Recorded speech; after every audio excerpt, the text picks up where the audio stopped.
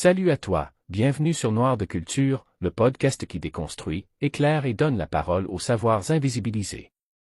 Aujourd'hui, on parle d'un livre essentiel, gratuit, en ligne, et plus que jamais d'actualité. Son titre? Pourquoi l'immigration?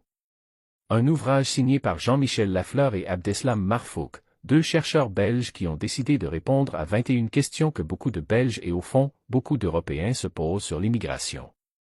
Mais attention, ici, pas de slogan. Juste des faits. De la nuance. De l'intelligence. Et surtout, un outil gratuit, que tu peux télécharger en PDF dès maintenant, en tapant. Pourquoi l'immigration? Lafleur Marfouk PDF, dans ton moteur de recherche. Pas d'excuses. C'est clair, concis et gratuit. Pourquoi ce livre est important? Parce que l'immigration est au cœur de tous les débats politiques aujourd'hui. Mais souvent, ces débats sont nourris de peur, de mythes et parfois de manipulations. Ce livre, publié par l'Université de Liège, veut remettre la vérité au centre du jeu. Il s'adresse aux citoyens, sans jargon, avec une seule ambition. Répondre aux vraies questions avec des vraies données.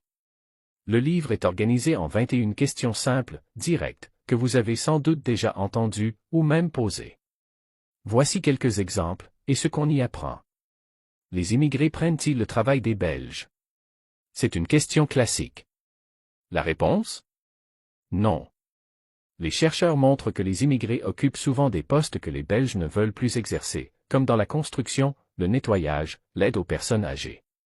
Et surtout, les immigrés créent aussi de l'emploi, en tant qu'entrepreneurs, commerçants, restaurateurs. L'immigration coûte-t-elle trop cher à l'État? Encore une idée reçue.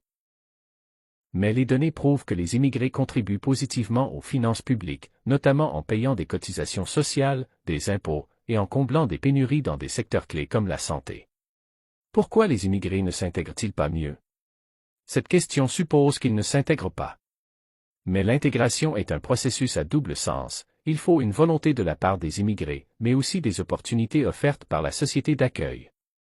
Le livre montre que la majorité des immigrés souhaitent s'intégrer, parlent la langue, participent à la vie sociale. Mais qu'ils sont souvent freinés par les discriminations à l'emploi, au logement ou à l'école. Pourquoi ne pas aider les gens chez eux plutôt que de les accueillir ici? Très bonne question, très souvent posée. Et là encore, la réponse est plus complexe qu'on le croit. L'aide au développement, si elle est mal pensée ou conditionnée à des politiques migratoires, n'empêche pas les départs. Et surtout, les pays riches restent responsables, historiquement et économiquement, des déséquilibres qui poussent à migrer. L'Europe accueille-t-elle vraiment toute la misère du monde? Non. En réalité, la majorité des réfugiés dans le monde ne sont pas en Europe, mais dans des pays voisins des zones de conflit, le Liban, la Jordanie, la Turquie, l'Ouganda. L'Europe, malgré ses moyens, accueille moins de migrants que ce qu'on imagine. Ce qui rend ce livre puissant, c'est son équilibre. Ce n'est pas un manifeste militant. C'est un livre de pédagogie citoyenne. Il ne dit pas « l'immigration c'est parfait ». Il dit « voilà les faits, faisons le tri entre fantasmes et réalité ».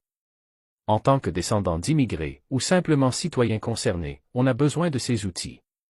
Pour répondre aux idées reçues. Pour débattre en famille, entre amis ou en ligne. Mais avec intelligence. Avec rigueur. Avec respect. Et le meilleur dans tout ça? Ce livre est disponible gratuitement en PDF. Tu peux le télécharger légalement sur Internet, depuis le site de l'Université de Liège. Tape simplement. Pourquoi l'immigration PDF Jean-Michel Lafleur Abdeslam Marfouk? Ou Livre Immigration Ulige Orbi. Et tu y as accès sans payer un centime. Dans un climat où la parole raciste et xénophobe se libère, où certains font carrière sur le dos des migrants. Lire ce genre de livre, c'est résister. C'est reprendre le contrôle du débat. C'est dire, non, je ne me contenterai pas de ce qu'on me dit à la télé. Je veux comprendre. Et comprendre, c'est le premier pas vers la solidarité. C'est aussi une manière d'agir. Si tu veux mieux comprendre le débat sur l'immigration, si tu veux des réponses claires, des chiffres, des faits. Lis ce livre. Partage ce podcast. Et surtout, n'arrête jamais de questionner. On se retrouve très bientôt sur Noir de Culture. Et d'ici là, une seule consigne. S'informer, c'est déjà résister.